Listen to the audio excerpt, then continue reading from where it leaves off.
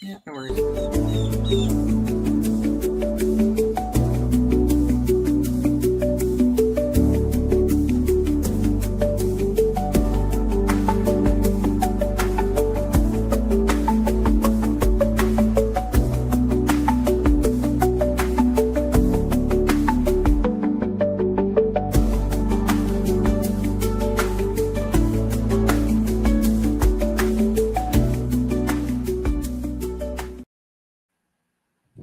Hey, welcome back to another edition of Open Shutter, and have the pleasure of welcoming Mr. Lightologist Jeff DeHaan to the program. Man. So thanks for taking the time to come on this thing. Oh, no problem. Thanks for having me. I've been looking forward to it. Yeah. I just spoke to your wife last week, so it's funny how it all kind of works out. It's like when I messaged your wife, you're like, "Oh, you messaged me also." It's kind of like a weird timing. It's a small world, eh? Yeah. It's a small world. No, that's cool, man. So thanks again for coming on. So like for the people watching, listening, like what do you want people to like know about you? I don't know. I'm a bit of an open book, I suppose, but like in regards to photography, I'm new to it, but I'm not. Yeah. You know, how new though? Like how many, like what year are we talking? For street photography, I've only kind of been taking it really seriously, probably the last 2 years or so. Okay. So I would say that like my wife, when she first, I got her camera, and then after her first one might have been when she bought herself. I don't know. She's got many more cameras than I do. But she got me my first camera for Christmas about a year after she got hers. And I was dabbling a little bit, you know, like I would take some shots, and like if there was like a classic car show or something that would be in town, like I would do some stuff there. But it wasn't until probably the last couple of years. Like she kind of had the advantage of during the pandemic, she could learn about, you know, a lot of different like photography and stuff like that. But I was a courier, so my job didn't change. If anything, it got busier during the pandemic. Yeah. So I didn't have the same time to be able to you know, like learning about all the ins and outs. So a lot of the technical aspects, I'm still very green to, and still kind of learning as I go. Yeah. Yeah, I mean, you also have to have fun too at that also at the same time, because there's just so much to know. Like it never really ends. Like it's just a constant like stream of information, you know. Plus, with technology, it's always changing too. So as soon as you learn, you know, X, Y, and Z, you're kind of going back to A and learning new things, sort of thing. Yeah, well, it's a constant process, right? 100%. Yeah. So you would say your wife is better than at street. Oh, absolutely, yeah. That's always the right answer. While I try not to compare, I'm also very bad at not comparing myself to other people, and particularly her. She even told you when you spoke to her that she doesn't take my opinion too seriously, because she knows that the fact that she's my wife and I love her and everything is going to influence my opinion on her work. Like I think she's fantastic and phenomenal. And when I tell her that, she just kind of rolls her eyes and is like, yeah, you're supposed to say that kind of thing. Yeah. You know? It's hard to find, like, like when I was speaking with your wife, like it's hard to find like unbiased feedback, like truly unbiased, right? Like it's difficult to find that. You know? So, I mean, you know, if people can find it either through like meetup groups or through like networking things, like that's just how you like learn and like get better, right? Because you have to put like your ego aside and just kind of be open to like, okay, well, what's good and what's like not so great about it. Exactly. And I mean, it's a constant learning experience too, right? You know, it's like, especially for someone who like myself, who hasn't been shooting street very long, like my wife's the one that actually kind of brought me into street photography. I never really kind of thought about it as a medium. Like I knew it existed, but I never thought about like me just going out and shooting people on the street kind of thing. So it's like she brought me into it, and I'm still kind of learning, and there's a lot of things that like I'm still a little awkward about approaching people and things like that. So yeah, cool. I So still how try would to you do say? Yeah, go ahead, sorry. sir. I still try to do a lot of shooting from the hip to try to be stealthy, Right. but I haven't quite mastered that yet either. No way. So how would you say like your work is different from your wife's work? I feel like she has an idea of what her style is or what she likes to shoot. Like she talks about, like there could be this big flashy thing over here, but there's this hired nurse sitting at a bus stop who just finished like a 12-hour shift, and she would rather shoot that. She really wants to bring out like the humanity in people. Whereas I don't feel like I figured out my style yet whatsoever. I'll kind of just shoot anything. Interesting. So like, what do you think? Like, what do you want your work to look like? Do you have like an idea in like your head, or you get inspired by like other people and kind of like, I want my work to be like that or like that person? I do get somewhat inspired, but I'm also, I'm real bad with imposter syndrome and comparing myself. So a lot of times I'll see someone whose work I like, but I'll kind of be like, but I don't know if I could ever do that. Like I get very impatient with myself, not with other people, but with myself. Like I'll feel like I can't do that, instead of saying I can't do that yet, and trying to work towards it.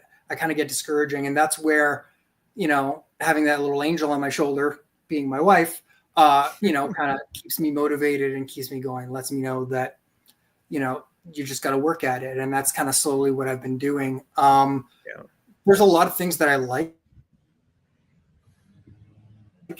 I have a big interest in nature photography, but I know that I don't have the patience or the time for that because there's so much involved in that.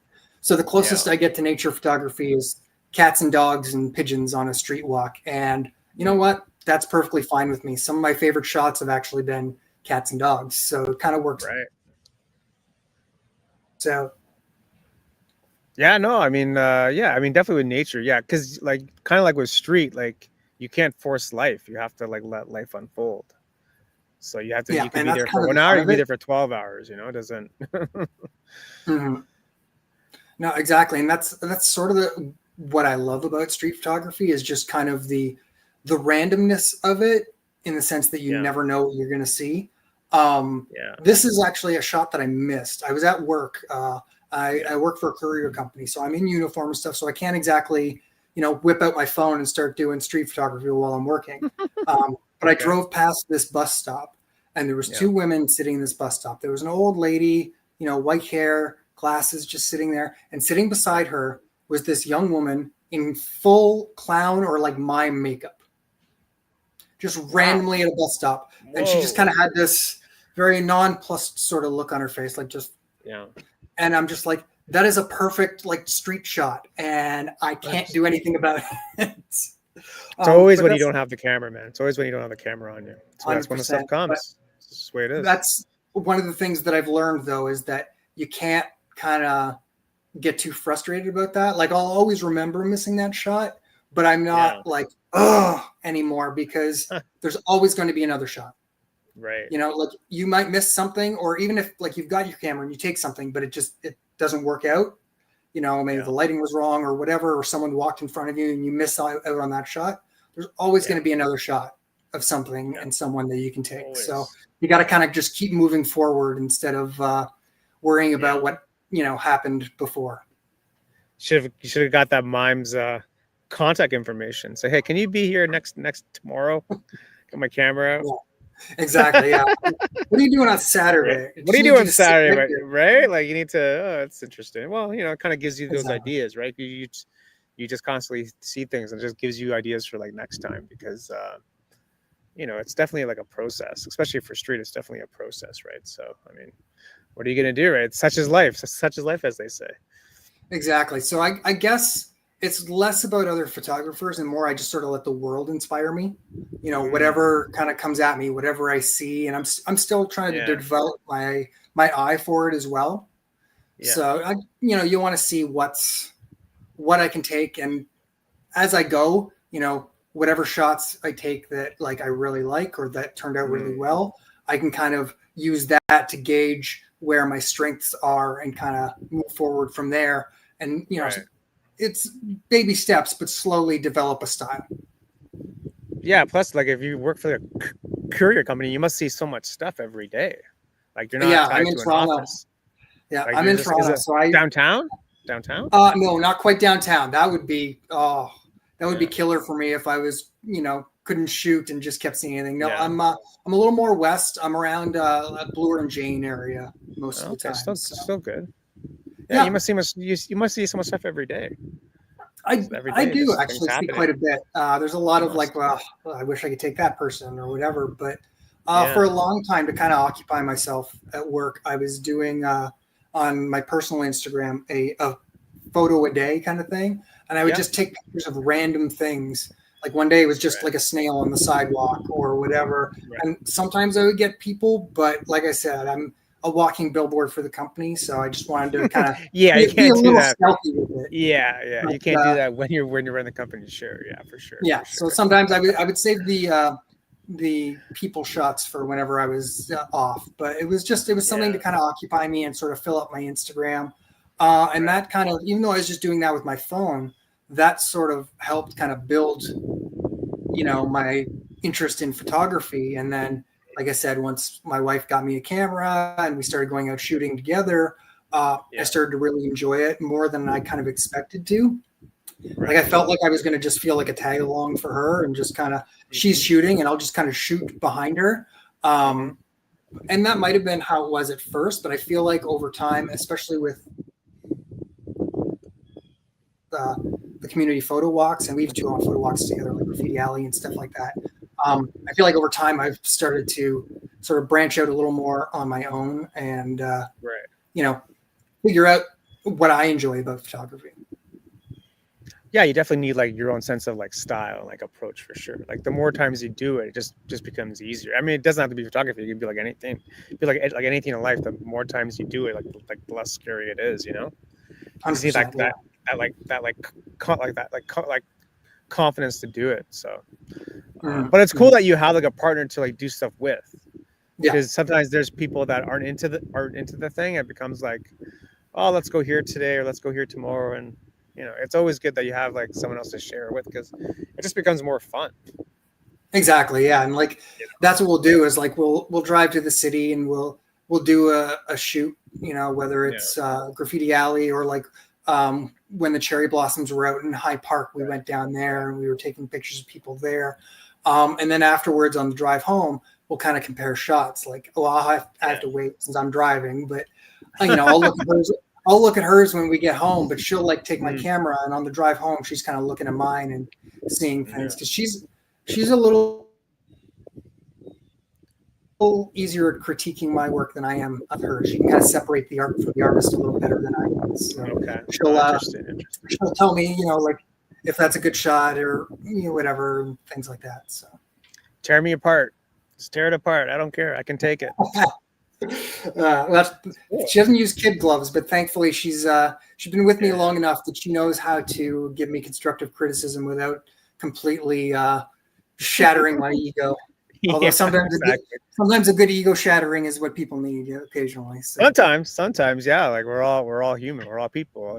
I always say this, but you just see like the highlight reel on Instagram, whatever. But you don't see like all the work that it took to get to like a certain point. So. Well, it's easy for us. Yeah. Go ahead. Sorry. That's the thing with photography, like more than anything else. Like you look at, say, a pro athlete or whatever.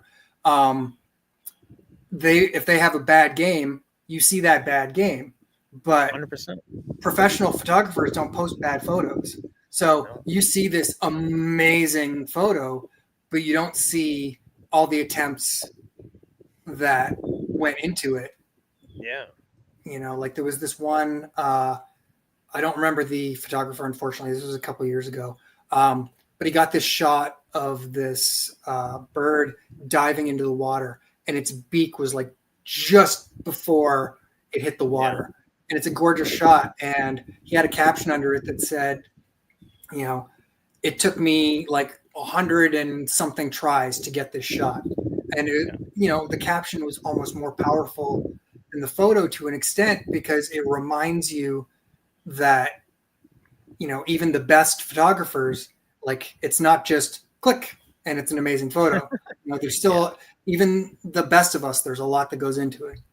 Yeah. Oh yeah, 100%. I think that's why people that aren't into the thing, like, they just think, oh, don't you just show up and press the shutter and the stuff happens? Like, it becomes so, like, you know, it becomes like less of a craft, you know, it becomes more of like a machine where you just click the button and then oof, here comes like the widget, right? So it's a wild world we live in, right? Where people just like, oh, don't you just do this and this happens? Like, well, no, you got to do all these steps to get to this point, right? So Absolutely. it's easy for us to like think that. I think that's where it comes to, like, where us feeling like like imposter syndrome, or we don't feel like we're like good enough. Like, that's, you know, I mean, it doesn't help when you just scroll social media and all you see are like, you know, all these bangers, you know. So it's exactly.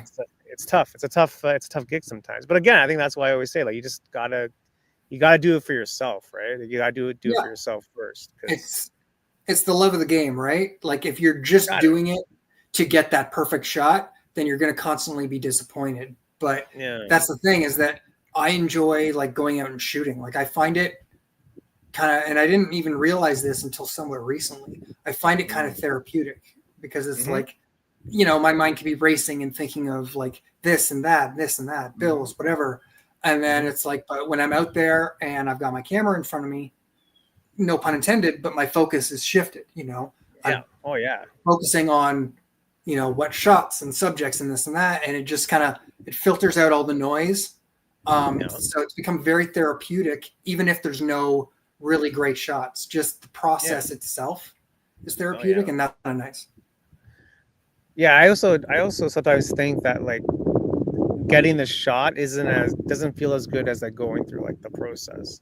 You know, it's almost like the cliche of like the journey versus like the the destination. Like, I'm not sure if like getting the shot is like what you think it is sometimes, or achieving some sort of status, or achieving some sort of success, or achieving some sort of like, you know, whatever. I don't think, you know, sometimes people think it's like, you know, rainbows and sunshine, which it might be, but at the same time, like, it may not be what you think it is too, right? Because well, especially since too, like, you might try to like compose this perfect shot, and you're really, you know, like, you're trying to get everything together, the lighting, this and that. You take it and it isn't what you thought it was, kind of like what you were saying. But then you might just kind of have this random throwaway shot that you weren't really paying much attention to, and then when you get it home and you look at it on your computer, you're like, that's amazing, or I didn't think of something that, you know, looks great on it. Happens all the time. It's like the stuff that you don't really, you kind of say, oh, that was okay, but you kind of move on. It's like you get home and say, oh, wow, that was actually pretty darn good. Yeah, one of my favorite quotes I came across a couple of years ago. I actually didn't know who it was by until recently. Once we set up the podcast, I decided to look up who it was. But it's where I got some notes here. Yeah. Oh, you made notes. Nice. You've done more work than me. Not a lot. Don't be afraid to take bad pictures, because good pictures are the mistakes of bad pictures. Right. I might butcher his name, but I think it's Georgi Pinkasov. Shout out Georgi. Yeah, who said that? What year was that? Do you know? That he said that? I'm not sure, because he's got a couple quotes that are similar to that too. How do you spell his name? It is Gueorgui.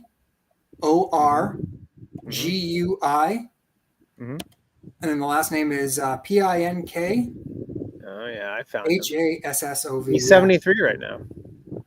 Yeah, he's been. I didn't even. And that's the thing. I only knew him from that quote, and then recently I looked him up, and I actually really dig his work. Like, I've looked it up. He does some amazing things with light and shadow. Like, if you look at his Instagram, there's so much shadow involved in his work, but it all just really like blends perfectly, and it's like the use of the light and the dark. It just really, I enjoy the contrast of it. I'm far and away, way too far from, being like that. But maybe that's something I could shoot for. You were talking about inspirations. Maybe I can start looking at more light and shadow in my own work and see what comes of it. Yeah, some sort of like North Star, some sort of like a roadmap, something to like strive for. So at least it gives you like a purpose, gives you like a direction when you go out instead of kind of like aimlessly walking around. Sometimes at least gives you like a little bit of focus, right? So yeah. it becomes more of like an assignment, like a fun assignment, but it becomes more of like an assignment. So at least when you get home, it's like, oh, I thought I did well on this, or I didn't think I did well on that, and then next time you can try to fix those mistakes, right? So yeah, that's what I like. I like kind of like making like assignments for myself and just kind of like seeing if I can do it or not. It's okay. If you have like a half-hour lunch, okay, you have half hour to like make something, right? And that's how I kind of first started, is like way back, like 2018 or whatever. Like I had like on my lunch, I would just do like a 30-minute challenge because I was working like right downtown, and I was trying to take shots that I like, right? And sometimes it happened, sometimes it didn't, but it gives you like a time crunch, so you kind of gives you that focus. Instead of like being on your phone for half an hour, you can be with your camera for half an hour, and then makes you kind of look around, because everyone's at lunch too, so there's lots of stuff going on, and you see what you get. But like sometimes I look at those photos and like I still like them. They're cool. Yeah, to me. Yeah, and I've got a couple older ones. I just recently kind of tried to fill up my Instagram because I was behind with a lot of stuff. Because I had old ones when I first got the camera and everything, and I just posted them on my personal Instagram. But starting the Lightologist one, see, like that's my personal one. And then the Lightologist one is completely just my photography. So like that Wheel Hub one is an older shot that I took. But I wanted to put it on here because that's one that, even though it's really early, it's one that I'm pretty proud of. Oh yeah. Because it's not just like, initially I was like, oh, it'll be a fun reflection to get the car, in the chrome of the wheel hub. And it wasn't until like I got the picture home and stuff that I saw the tower in the background and everything. And it was better composed than I actually kind of had intended. It's just sort of one of those happy accidents, right? Oh yeah. It also like makes you think of taking the shot in a different way, versus just taking the shot of like the car from like eye level. It makes it different, right? Because not everyone's going to think about that. Yeah, and that's the thing. I love quirky little things like that too. Like I'll try to take something from just a different perspective if I can. Like it's tough sometimes with street because it moves very quickly. Yeah. So a lot of times, like especially if you're taking people, I'm not necessarily going to take them from a different angle per se. But there's certain ones that if circumstances are right, you find something. I like to take something like maybe through a set of stairs or whatever, of a fire escape kind of thing, or just different quirky angles that make it more unique. I really like this one. This one's really cool. Oh, thank you. This one's really cool. That was one of those ones. This is a fun thing that whenever Joanna and I do go shooting, a lot of times we'll be close to one another and we'll see the same subject and we'll have to kind of pass it off to the other one. And then she was saying that too. She'll kind of owe me one, or I'll owe her one, kind of thing. And we'll be like, we'll do that. So that was one I think that she was going to take. And she's like, no, you have this one. Cause like she might've gotten one 5 minutes earlier or whatever. So you guys are so nice to each other. We got to live with each other, so we sort of have to. Yeah. That's awesome. No, it's a cool shot, man. I really dig it. I like how that dude's looking at that guy and with the staircase and the shadows. Very cool shot. I like that. Thanks. Just like paying attention, right? To like what's going on. Yeah. And like the framing too, right? With like the windows here and like the window there, like the window frame there, the framing and this framing here. Yeah, that's another one that I really like. That was just through the door of a record shop on Ossington. That was our film photo walk that we did with Brian Brock last year. Yeah. Very cool. I really like how people can like frame things, right? Because it just makes like the work more intentional versus just kind of like taking the shot as is. If you can like frame someone using anything, to me, I think that makes it super cool. It's kind of one of my favorite things to do, although I don't do it as often because, like I said, with street photography, I find it kind of makes me feel a little bit rushed because, you know, people are always moving. You only get so many shots and everything. But I learned about framing whenever I was in high school. I took photography a couple of years in high school, and I really enjoyed framing. So I always try to kind of find different aspects, if I can, to frame a subject. So how was that class in high school? Was it good? Yeah. Like, I mean, it predated digital, so we all had film SLRs, and we did just black and white film. So it's kind of makes me feel my age whenever we go on like a photo walk, and you know, Brian will ask, so who here has never used film, and like the majority are putting their hands up, and it's like, oh, really? I didn't have a choice with my first camera. No, exactly. You know? But I mean, we're just trying to offline. Film is back though, right? Film is back. Yeah. We've my wife and I, we've taken a couple of rolls of film and gone out with it. So like I said, I'm a little more conservative when I'm shooting with film because you only have so many shots. It's very finite. So. Well, it's almost good in a way, right? Because it stops you from kind of like just clicking the shutter a million times and just seeing what you get. It kind of makes you, again, like more intentional with the work, right? It makes you really kind of focus on what you're trying to do versus just kind of like mindlessly trying to take shots. And sometimes it works and sometimes it doesn't. But yeah, film is back, man. It's also not cheap. We're just trying offline now. It's like not cheap. That's another reason not to waste the roll, right? Because exactly, you got to work for it because every shot you got to work for that thing. You got to work for that thing. But it feels good when you get like the roll back and you get some cool stuff. Like it feels good, right? That film photo walk we did with Brian Brock last year, that was kind of a turning point for me, I feel like, because I got a lot of shots that I really enjoyed from it. And like I got a lot of black and white that's not from it. But the guy leaning against the mailbox was from that film photo walk. The girl in the record store. That's cool. And the small white dog. Yeah, that one. That was one of the first shots I took that as soon as I took it, I'm like, as long as it's in focus, I know it's going to be a good shot. Yeah. Like I just the way he was standing there and everything. He's like waiting for someone, maybe. He's waiting for the mail to arrive. It was one of those shots that I felt was like I was actually proud of before I even looked at it. So I'm just like, it just needs to be properly in focus, and I'm happy. Yeah. You knew you got it. You knew you got it. Yeah, exactly.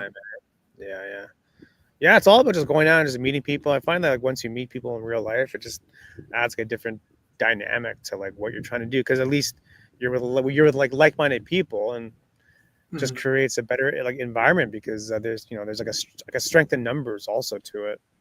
Yeah, well, and that's the thing. Like when we go on these photo walks, we're constantly being asked by people. It's like, so what is this? What's going on? Because they see 30 or 40 people all with cameras just snapping photos, which is also kind of good because it means like it makes it easier to approach people because you're not just some person, or that someone they might think is like a creep because you're taking pictures or whatever by yourself. Even though like one would think in this day and age, if you're going to be a creep and try to be stealthy with taking pictures, you wouldn't have a big DSLR, in your hands to do it. Amen. But yeah, like that community's really done wonders, I think, for my confidence. And I know my wife, like we love doing the photo walks. We didn't get out to as many this year as we wanted because they tend to sell out quick because it goes towards the BIA. So like he'll sell tickets for it for like, $5 or $7 or whatever. But those spots fill up quickly.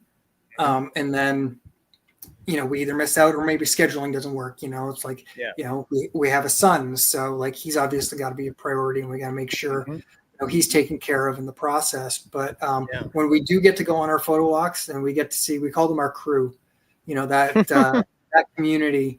And when we get to see the crew, it's always a good day for us. We're always, even if we're, in a garbage mood heading into it or whatever, when we get to hang out with our crew, like you said, like-minded individuals, and we're all just sharing photography and sharing, that love of it.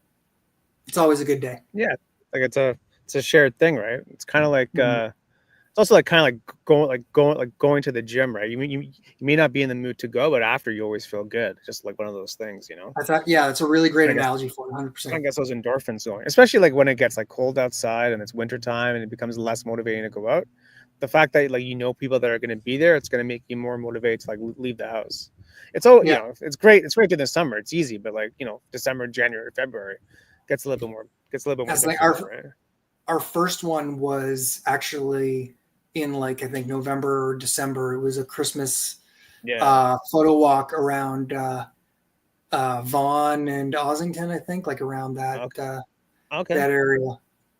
Okay. Yeah, no, it's tough, man. I'm not really a winter person, so I'm really loving how summer's kind of sticking around so far. Yeah, man, it's been gorgeous. Hopefully that kind of like make it last as long as possible.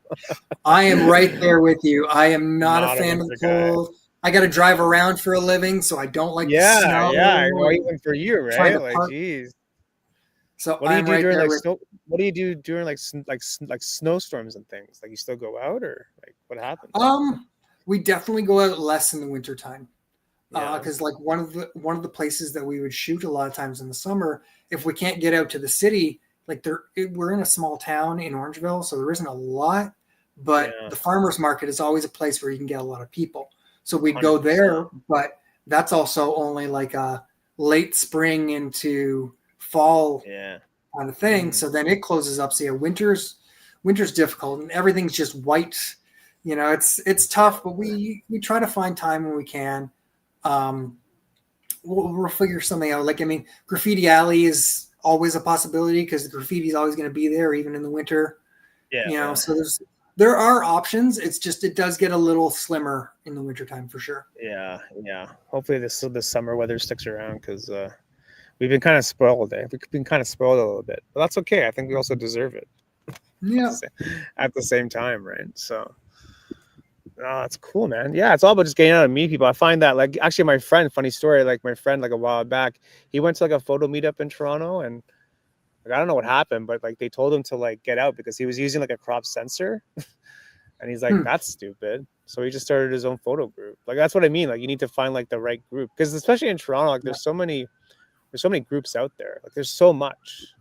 Yeah. Right. Like, it's hard to like know like which group to go to, but like once you know that you're in like the right like environment, that's definitely half the battle because you know, you never know, right? Because you know you meet the wrong people, it might shatter like your confidence. But that's why he's like, exactly. That's stupid. I'm going to leave, and he started his own photo group. Like, that's you know, that's crazy. And that's good for him because like that could happen. Like if you go, you have that experience. You know, you kind of have one of two options. Like you could experience that and be like, oh, well, maybe the photography isn't for me. If you're like new to it, like that could completely, you know, crush your spirits. Thing. Huge. It's good that he started his own group then. So we really lucked out. Like the community we're a part of, everybody's really welcoming, really friendly and everything. Like it's a lot of fun. No gatekeeping, you know, when it comes to anything like that. Exactly. Some people just come they only have their phone. You know, they don't even necessarily have a camera. They just got their phone and they shoot like that and it's all good. Yeah. I mean, that's the best part about living in 2025 is like, you don't need to ask permission from people. You just kind of like, in terms of like doing photography or doing like whatever thing you are in like the art world or in the creator world, like you don't need to ask permission. You just do your thing, post it. Try to, you know, build like an audience, and you never know where it's going to go, really, because the internet makes the world a very small place sometimes. So I mean, you can't please everyone. To me, it's like you can't please everybody. Like that's why I always say you got to do it for yourself first, because you know when you try to please everybody, then you're not going to please anybody, especially yourself. Yeah. Especially with like the work that you're trying to do, or you know, if you want to make it like a side hustle or a full-time gig, or keep it as a hobby, whatever like the plan is, like. You know, I always tell people like even if you're doing your hobby as like a full-time gig, like you still got to make stuff for yourself on the side. Otherwise, it's gonna like suck the life out of you. Exactly. Never sacrifice the joy of the experience in the pursuit of victory. Yeah. Well, that's why people start in the first place, because it was fun. It's like when you're a kid and you start playing with toys, like it's fun. Like that's why we do this. Like it's not because it's like a job or someone told us to do it. You know, but 100%. I mean, that's, yeah, I don't know. It sounds so simple sometimes, but sometimes I think we get kind of lost in like the social media universe sometimes.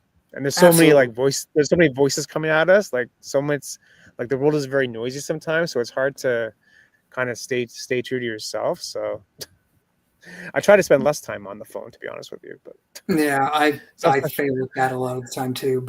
yeah, But that's the thing. You really do have to just do it for you. Take the shots that you want to take, post them, yeah, even if who cares if they don't get any likes or whatever. If yeah, you're happy with it, that's really the all that should matter. yeah. I mean, I don't know. It sounds so simple, but I mean, I think also people will like, I think, gravitate to people that are doing work that means something to them, Mhm. because that might mean something to somebody else. But Yeah.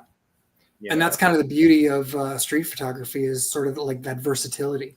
Like you can have um, like deep, meaningful yeah, shots, like the trolley one that my wife spoke of, or even some of the ones that she's taken. Like oh yeah, there's deep, meaningful shots, but you can also have like something that might be comical, or yeah, funny, or like animals. One of my yeah. favorite street photographers, he's called the Doggist. He's got a pretty Oh decent yeah, Instagram following, the and he literally doggers. just walks I around. think Yeah, I've seen he that. walks around New York and he just goes, "Hey, can I take a picture of your dog?" And he Oh just yeah. starts shooting people's dogs, and he's released photo books and everything on that. So, Oh yeah. Well, that's what I mean, right? You like and shooting that's cats and that's dogs. You another never thing. know where Like it's it's gonna not. go. Yeah, well, I kind of channeled my inner Doggist actually on This mine. guy, right? I got a picture of a West Holland White. Yeah, I think so. Yeah. So, and like I said, Cool. he's released a couple of books, even. So he's Yeah. obviously amassed enough of a following for that. Um, Wild. and Man, dogs' eyes are so crazy, eh? yeah, there's so much like personality and character Yeah. to even an animal. Like, and that's why like I Yeah. do have if you notice on my Instagram, I've got a few shots of dogs or cats. Yeah. Yeah. And it's because like they do still kind of have that personality. So it's not the same kind of street, but it's something I do enjoy because I've always been a dog lover. Like growing up, we always Me had a too. dog and a cat in the house. Um, This guy. so I really enjoy looking up their stuff. Like that's a recent one on the College Street photo walk we did. Yeah. What's your favorite type of dog? Uh there's a lot. Like we had a toy poodle, so and I was never a fan of small dogs until we had one, and then Yeah. she kind of stole my heart. So, but I don't know if I have a specific one because my last family dog, like with my parent when I lived with my parents, was a golden retriever. So I Yeah. just honestly, when it comes to dogs, I just kind of love all dogs. I'm a dog person too. I like big dogs though too. It's gotta be a big dog. Yeah, Like a German Shepherd or a there Collie you or go. something. But yeah, Great yeah, yeah, Dane for or something sure. like that. Yeah, Great Dane. I don't know. Dogs, man. Yeah, I don't know. Yeah. So Well, people like I that said, like it's just cats, don't come at us. yeah. Hey, I got a couple cat shots too. Yeah, yeah. I don't discriminate when I'm behind the Don't lens. I just don't discriminate. we don't discriminate. Yeah, man. No. Yeah, no animals. It's great because like I mean, I know people that go to like Tommy Thompson to like shoot owls and things. You get like the Yeah. big. What is it like the gray owl or like what's the owl? What's that famous owl at Tommy Thompson Park? I gotta look that up now. People go there to shoot this owl. Mhm. What is it? Snowy owl. Snowy owl. Oh, gotcha. Yeah, so they go there to try to shoot the owl, but yeah. Um, but again, you're not guaranteed. I mean, it happens. It No. happens. But I think it's almost like fishing too. Like people like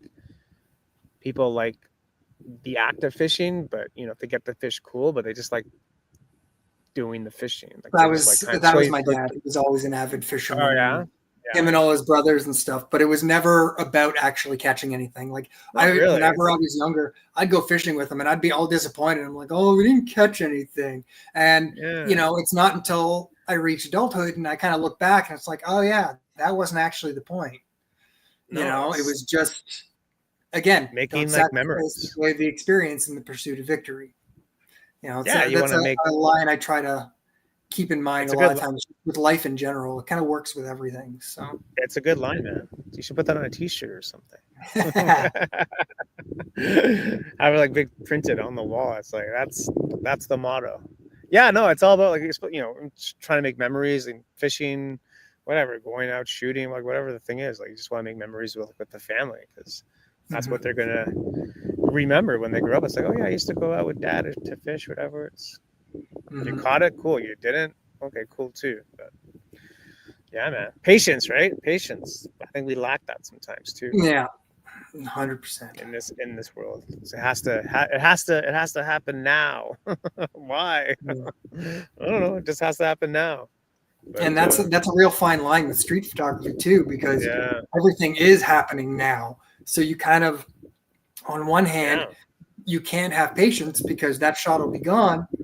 Yeah. But I've had so many shots that would have been good, but I was too quick with the camera and it wasn't in focus properly, or it wound up blurry or whatever. And that's because I didn't have that patience. And it kind of comes back to what I said earlier. There's always going to be another shot. Take your time, get the shot, and if it doesn't turn out, no biggie. You'll get another one. And if you don't get any that day, then again, it doesn't matter. Well, tomorrow. Exactly. Yeah, I also find like sometimes it's also good just being in the moment too, and not even taking the shot. Sometimes you just want to be in the moment, just like witness. And that's also cool too.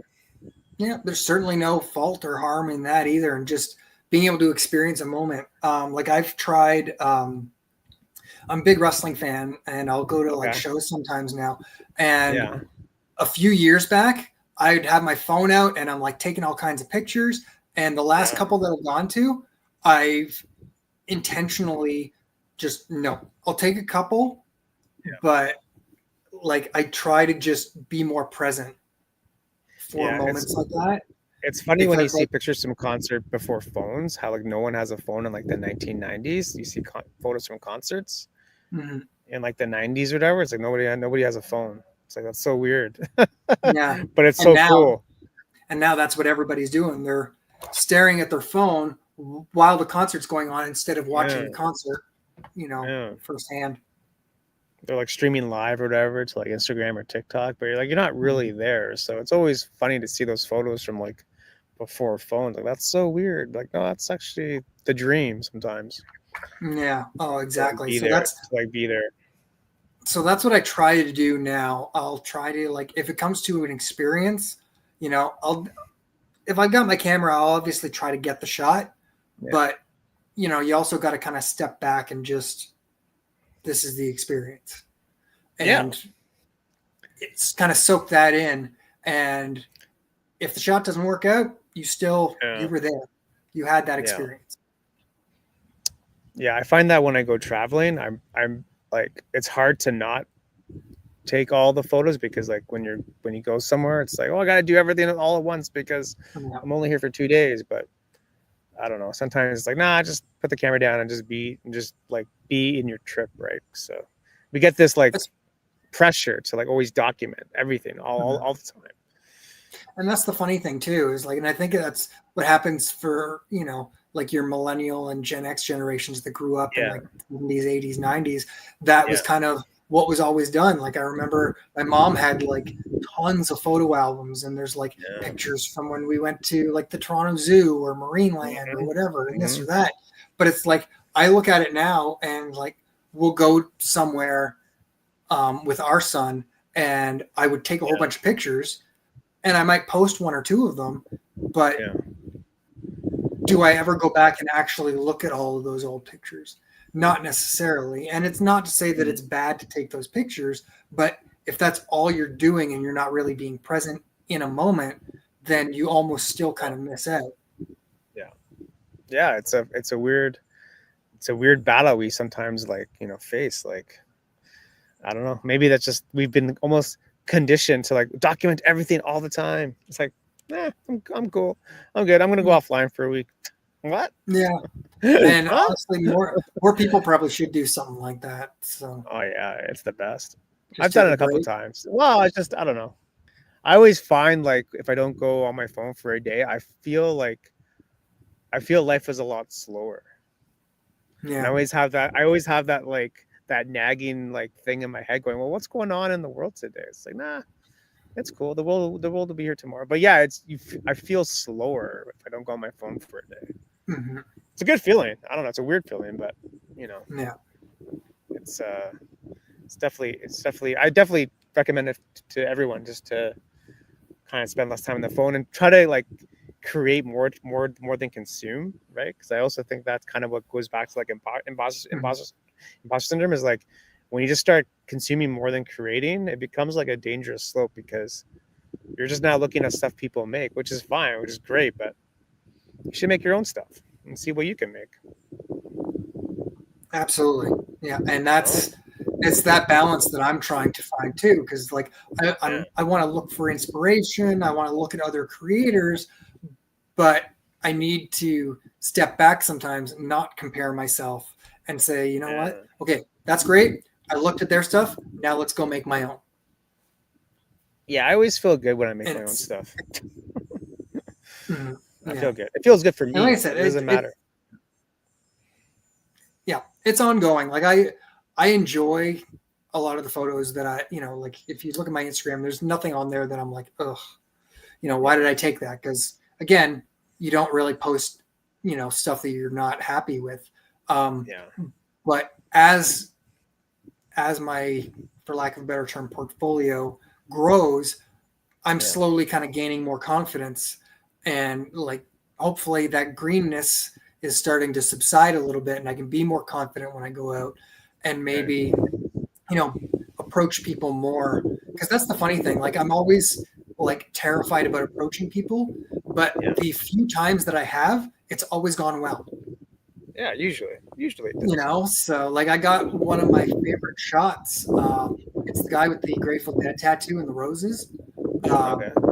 From having this conversation with these two guys, it was a night shoot that Brian Brock does every year. He's actually got this year's coming up this weekend. That was from last year. And there was these two guys just sitting on a bench talking and just hanging out. I don't know if maybe had a couple of beverages or whatever. But I was trying to stealthily take their picture, but because it was a night shoot, that wasn't going to happen because obviously I needed a little bit of flash. So I kind of bit the bullet and I went over and asked them. They're like, yeah, sure. So I started shooting and I was chatting with them while doing it. The one guy was like he used to be like involved in music and he was a photographer at one point and everything. Man. And then I commented on his Grateful Dead tattoo. And he's like, oh, yeah. And he kind of flexed like that. And I went to take the shot. And he goes, oh, hang on. And he grabbed this bouquet of roses that he just had sitting beside him. And he puts them there. And I got that shot. And afterwards, I kind of walked over because Brian Brock wasn't too far away. So I just kind of walked up to him. And he just kind of looked at me and goes, that's how it's done. Because he knows I kind of struggle with that, with talking to people and approaching them. So he said, that's how it's done. Great job. Right. And then the funny thing is the next day I wound up, having this imposter syndrome all over again because I'm talking to my wife about it and like showing her the shot. And I'm like, I feel like a fraud. I didn't tell him to put the roses there. He did that. It wasn't that. And she looked at me and she looks at me and she goes, Jeff, that is called, now I don't even remember what she said. Serendipity? Not serendipitous, but it's working with your subject. Okay, cool. Yeah, man. And it's just cool it made me, and I'm like, oh, okay. Collaborating. There we go. I knew it was a C word. She's like, that's collaborating with your subject, Jeff. It's a good picture. Stop beating yourself up. And that's what I need. I need that kick in the butt to tell me that, I'm not what my brain says I am all the time, because I can be very negative. I am my own worst critic. I think, especially with photography, I think a lot of people can be like that, but I am absolutely my own worst critic. So have her support to say, like she's not just being like a glad handing cheerleader and saying, that's a great shot. That's a great shot. He's saying, stop beating yourself up. You did a good job, you know, and that's what I need. And that's part of what I love about shooting with her, aside from the fact that it's just something that we share, is just having that support when I need it the most. Means more to me than I can ever really say. Oh yeah. Oh, it's huge. It's huge. It's huge. And I find that like usually artists in general are always like their own worst critic for some reason. That's just the way that we're wired. It's like that's, you know, photography, videography, painting, like whatever the art form is. Like, I don't know. I talk to other artists and they say the same thing. Like, yeah, I always kind of like not like my own stuff sometimes. Exactly. It's hard to get out of that mindset. It's hard to get out of that mindset, you know. The cliche of the tortured artist is a cliche for a reason. It's right? real. It's real. Yeah. It's real. It's real. Absolutely. I read a lot of books about like artists and creators, and there's a good book by Stephen Pressfield called The War of Art. It's actually a really good book about kind of overcoming in like imposter syndrome and just kind of like showing up and being in the chair and doing the thing. And it's an old book, but it's still very relevant today. Like, it's just, I don't know, it's an artist mentality where we're always our own worst critic. And, you know, again with having like imposter syndrome, like it never really goes away, you know.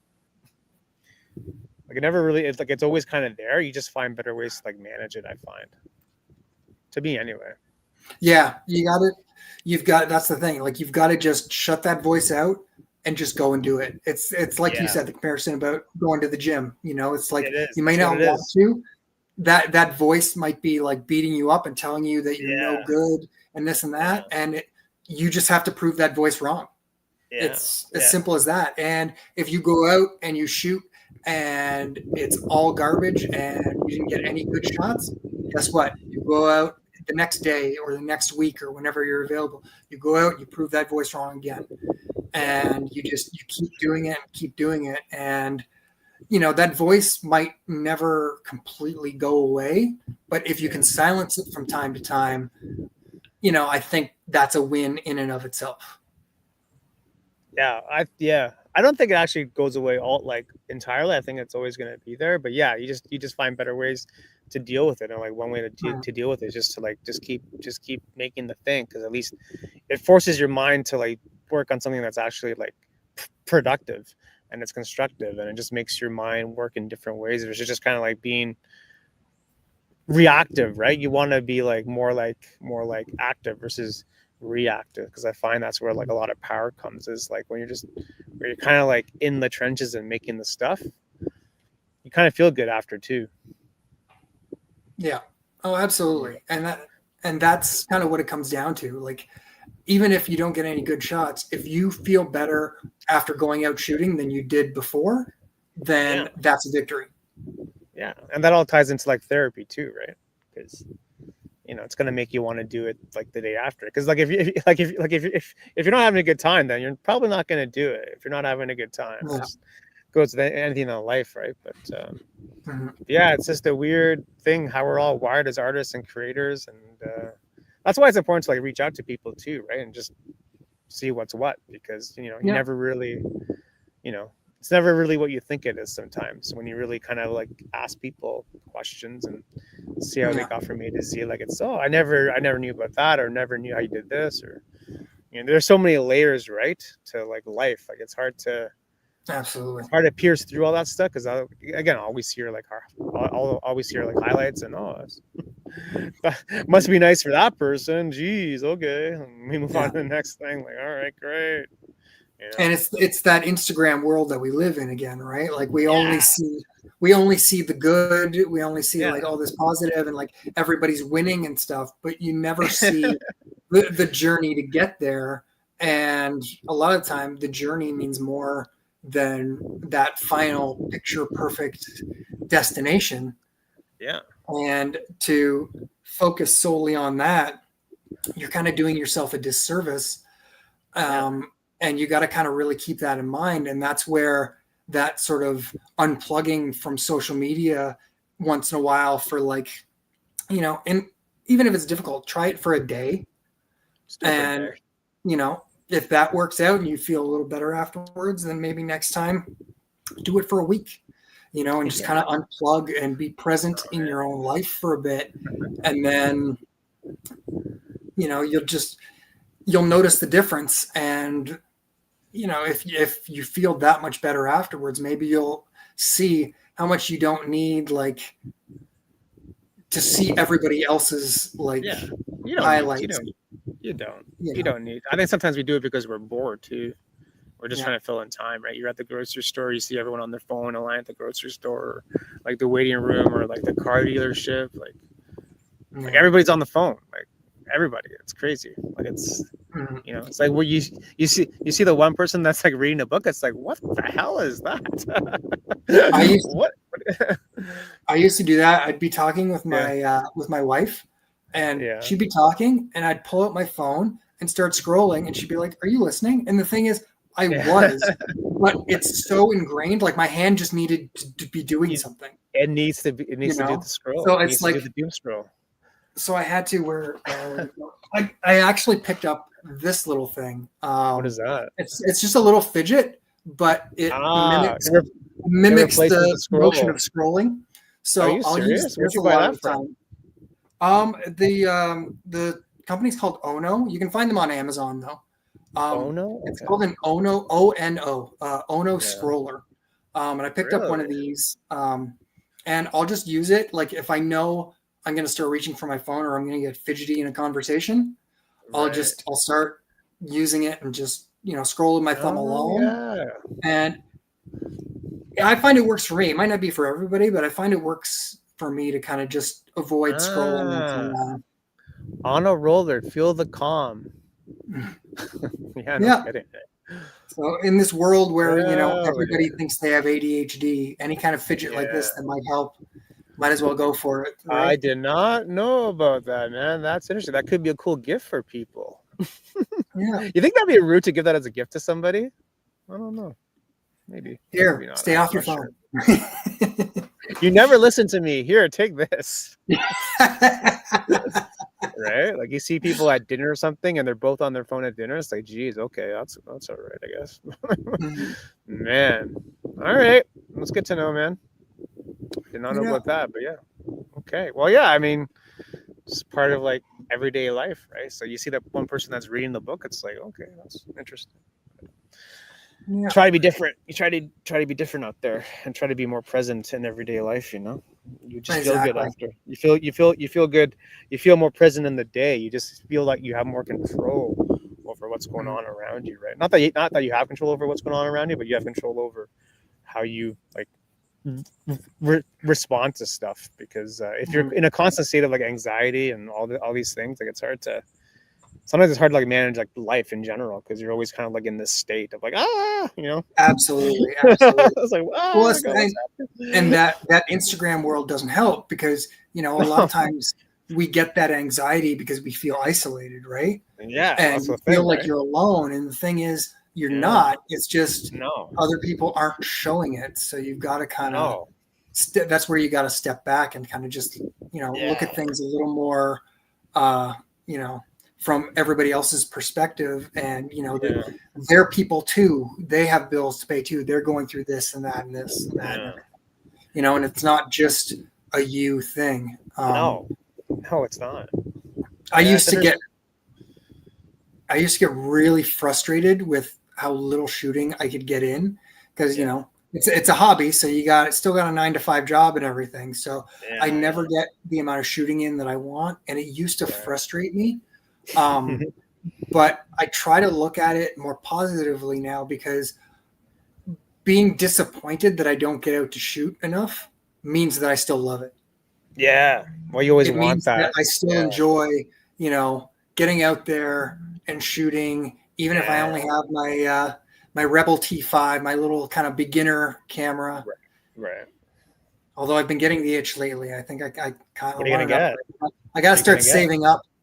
I have no idea. I don't know what I'm. You get a mirrorless? You're gonna get a mirrorless full frame. I don't know. My wife has one, and I like how light it is, and a lot of things are kind of going in that direction. But I feel like I might kind of wait until like if that is the direction everything goes to and mirrorless are far more common, they'll be a little cheaper. And, maybe I'll jump on then, not to be a bandwagon guy, but, it might be easier then. But I got an itch for an upgrade from my Rebel T5, which is still fantastic. Like, if that's one thing I'll say, if you're like a beginner photographer and you're wondering like what camera to get, the Rebel, I mean, I'm sure they've probably upgraded from the T5 at this point. It's been a few years, but just like that kind of beginner, like base level of Canon camera is still a fantastic camera. And, you can like the kit lens that comes with it is still really good. And that's pretty much all I ever use. Like, Joanna's got a bunch of lenses and I'm open to use them. She's, always open invitation. She's like, if you want any of my lenses, just ask. Right. But I always just kind of stick with the kit lens when I'm going out shooting street. Just, it's what I have. And I'll probably, again, that's a lot of that's sort of the lack of technical experience and expertise that I got to kind of work on. But either way, like it's a really great camera to use. I've just been getting the itch to kind of maybe upgrade now. It's been a few years. So. Okay. Well, the holidays are coming. So maybe you can drop some hints. You can drop some hints. Drop some little, drop some little seeds or I've been looking at this. Anyway, you never know. Black Friday or something, or Boxing Day. But to me, it's like, it's not really about the camera. It's more about like the person, right? Because, exactly. People can take great shots on phones too. Yeah. And that's why, despite getting the itch, I'm still very happy with my Rebel T5. It's served me very well. The only change I've really made for it is, I got a wrist strap, like a hand strap, instead of the neck one. I always had the neck strap because I can be a little clumsy, so I'm always very cautious about making sure I got a good grip on my camera. And then my wife, I saw her with a hand strap, and she asked me to hold her camera once, and just holding it, I'm like, this is so much better. And I mentioned it in passing, and then sure enough, that next Christmas, she got what happens. The hand strap. See what happens when you drop hints? Yeah. Exactly. Got to drop those hints. So I haven't turned back from the hand strap because I find it gives me a lot more freedom of movement for whenever I'm shooting on the street. Yeah. Well, whatever gets you out the door, man. That's all that really matters. Whatever gets you out the door is whatever gets you out the door, right? So it's great. Yeah. Well, we're up against the hour, so I just want to say thanks again for coming on. Thank you. Hopefully you enjoyed great. It. Absolutely. Yeah. No, this was fantastic. Next time you both should come on together. You know what? You said the same thing to her, and I am all for that. We'll let these 2 episodes marinate for a bit. But next time, we'll have both of us come on. Yeah, I think it'd be a lot of fun, man. It'd be cool to talk about each other's work together. So it'd be fun. Yeah. So any final words for the people watching and listening?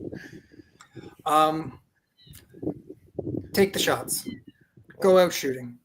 Yeah. Even if it doesn't work out, even if it's horrible, it's blurry, or someone walked in front of you just as you were snapping it, go take the shots. Go out shooting. You won't regret it. Like that. Nice. Yeah, take those shots, kids, in life in general. Yeah, exactly. Gretzky said it best. You miss 100% of the shots you don't take. Gretzky, he knew it back then too. So little CanCon content too for us, which is great. Anyway, thanks everyone for watching, listening. Go check out Jeff. Links are in description of this podcast, and we shall see you next time. Peace.